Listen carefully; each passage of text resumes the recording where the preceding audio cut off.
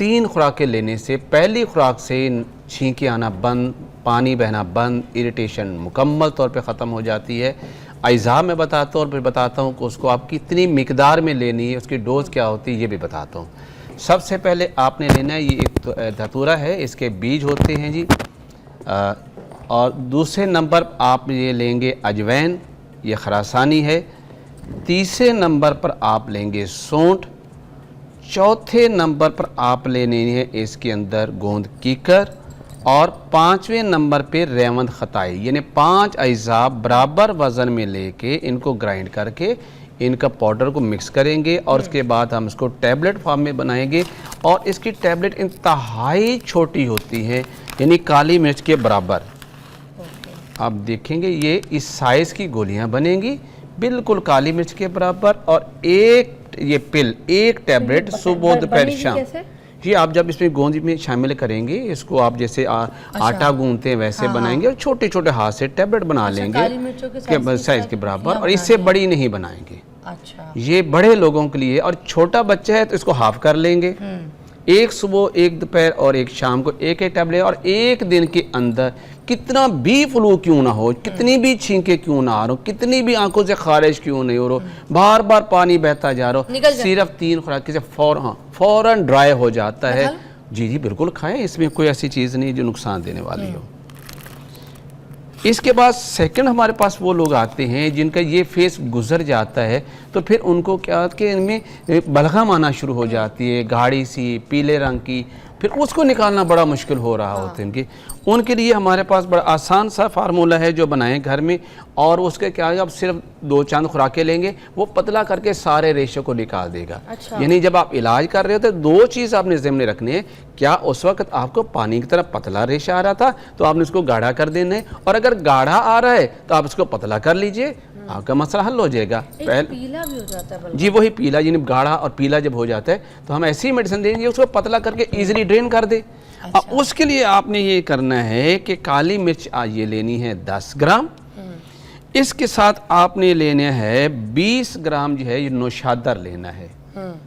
और इसके साथ देर तक दिखाएगा नौशादर क्या है। नौशादर अमोनियम क्लोराइड हम इसको कहते हैं, और ये इसी शक्ल में मिलता है, नमक वाला जो आता है हमारा। एग्जैक्टली, नमक नहीं, नौशादर अमोनियम क्लोराइड। नमक तो सोडियम क्लोराइड होता है ना, ये अमोनियम क्लोराइड है नौशादर। अच्छा, यानी काली मिर्च आपने 10 ग्राम लिया, 20 ग्राम आपने अमोनियम क्लोराइड ये नौशादर ले लिया, और उसके साथ आपने 50 ग्राम जो है ये जिंजर, जिस हमने खुश कर लिया था, पंसारी से मिल जाता है, जिसे हम कहते हैं सौंठ, यानी अदरक को खुश करके। ओके, तो ये 3 चीज़ें आपने अलग से ग्राइंड कर लेनी है, और इनको फिर मिक्स करके चाय वाली आधी चम्मच सुबह दोपहर शाम गर्म पानी के साथ लेंगे तो जितना भी गाढ़ा बलगम जो आपके निकालना मुश्किल हो रहा था वो पतला होकर इजीली ड्रेन हो जाएगा, और आपके साथ ये नज़ला इस तरह का है वो क्लियर हो जाएगा। अच्छा, कुछ लोग कहते हैं सौंठ को ऐसे भी थोड़ा सा खाओ, या सौंठ पे शहद लगा के, काली मिर्च लगा के बच्चों को चटाओ तो उनका बलगम निकलेगा, ये सही है? जी बिल्कुल, या नहीं करना चाहिए? जी बिल्कुल कर सकते हैं, लेकिन उन्हीं का जिनका गाढ़ा बलगम हो चुका होता है, पाउडर की फॉर्म में बना के बच्चों को थोड़ा सा इस्तेमाल करें तो ये इसको जो नहीं खुश्क हो चुका था गाढ़ा, उसको पतला करके ये खारे करना शुरू कर देगा। अच्छा, और तीसरा सही नुस्खा है मतलब बहुत ज़्यादा। और तीसरे हमारे पास वो लोग आते हैं जिनको बिल्कुल साइनस से नाक बिल्कुल बंद पड़ा है। आप उनसे बेचारे कुछ खारिज ही कुछ हो नहीं हो रहा, वो जोर भी लगा रहे हैं और बड़ा जोर लगा रहे हैं, तो काला सा छोटा सा बलगम कहीं को लोथड़ा, नाक से भी जोर लगाया, बार बार इवन के समटाइम ब्लड आना शुरू हो जाता है। तो उसके लिए हमने एक नुस्खा बनाया है जो इस्तेमाल करेंगे तो फौरी तौर पर जो साइनसाइटिस हो जाता है, यहाँ पर रेशा जम चुका है, इधर जम चुका है, और मरीज़ का सांस लेना मुश्किल हो रहा है, बेचारा मुंह खोल के सांस है, नाक से सांस ही नहीं आ रहा, तो उसके लिए आप जो 3 अज़ा का नुस्खा है आप इस्तेमाल करें, फौरी तौर पर ये साइनसाइटिस क्लियर होना शुरू हो जाता है, यहाँ जमा बलगम क्लियर होना शुरू हो जाता है और मरीज़ ठीक हो जाता है। तो उसके लिए आपने लेना है, एक तो आपने मलट्ठी लेनी है जी, ये मलट्ठी इस तरह की मिलेगी आपको। मुझे लगा ये भी मलट्ठी की फॉर्म में। नहीं, ये रहमत खताई है, रहमत का, हाँ, रहमत खताई, और ये मलट्ठी है। ओके, ये मलट्ठी आपने लेनी है जी। और दूसरे नंबर पर घर में लाके रखें तो ये तो हमें नहीं, रहमत खताई ये मुझे एक मौलवी का काम है। हाँ। और दूसरे नंबर पर आपने इसमें लेना है सुहागा, ये पंसारी से मिल जाएगा, इसी शक्ल में इसको पाउडर कर ले, पाउडर करके या तवे पर रख लें तो इसका वाटर जो वेपरेट हो जाता है, ये बिल्कुल खुश्क हालत में आपके पास पाउडर मिल जाता है। नहीं भी करना चाहिए तो एज इट इज भी इसको ग्राइंड करके इस्तेमाल कर सकते हैं। अच्छा, तो दूसरे नंबर पर आप ये है, और तीसरे नंबर पर चीज़ जो इसके अंदर फिर आपने ये रहमत खताई डालनी है। ठीक है। यानी आपने मलट्ठी, रहमत खताई और सुहागा, ये 3 चीज़ें बराबर वज़न में लेके इनको ग्राइंड करके आधी आधी चम्मच दिन में 3 बार लेंगे, तो ये जितना भी ड्राई हो चुका था, बिल्कुल खुश्क हो चुका था, नाक बंद हो चुका था, सांस लेना मुश्किल हो रहा था, आप ये लेंगे फौरी तौर पर ये साइनसाइटिस को क्लियर कर देगा। अब और बच्चे आपका भी ले फेस सकते हैं। बिल्कुल क्लियर हो। और वो बच्चे जिनकी छाती छां छां कर रही है, बाहर माँ परेशान बैठी है, उसको नेबुलाइज करवाने जा रहे, बार बार नेबुलाइज हो रहा है, आप ये इस्तेमाल करेंगे तो उनको बार बार नेबुलाइज करवाने की जरूरत नहीं पड़ेगी। चलिए जी, हम आपको एक ब्रेक के बाद मिलते हैं मजीद नुस्खों के साथ। ठीक है, ब्रेक। पेशेंट 3 टाइप के आएंगे, या तो उसकी नोज़ रनिंग नोज़ होगी, वाटरी नोज़ होगी, या उसके बिल्कुल ब्लॉक हो चुकी होगी, या उसके येलोइश ग्रीनिश और लाइक दैट कुछ स्पूटम उसमें खारिज हो रही होगी।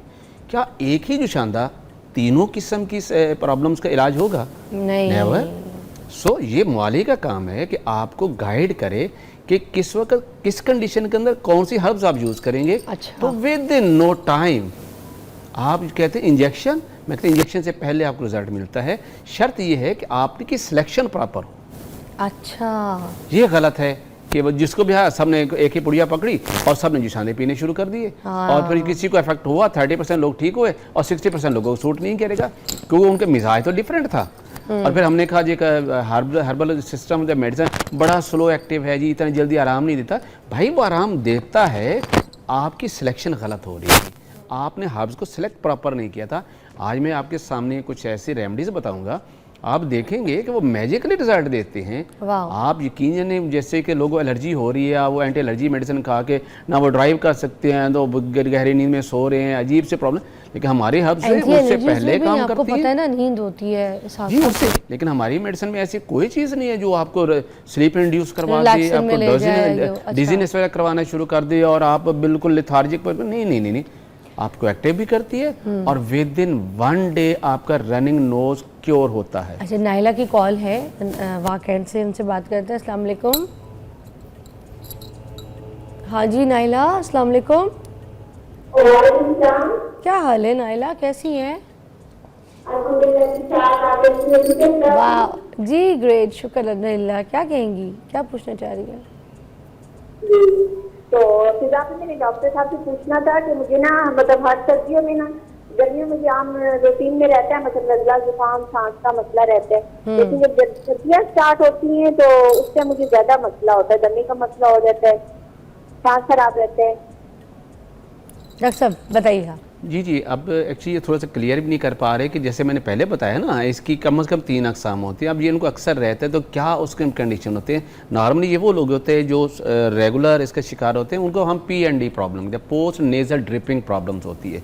उनके जहाँ पे नाक और गले का जंक्शन होता है वहाँ पे स्वेलिंग हो चुकी होती है, इससे बाहर उनका रेशे जो उनके गले पे बिगिर रहा होता है, और उनके बाद उनको सांस की प्रॉब्लम भी आ रही होती है।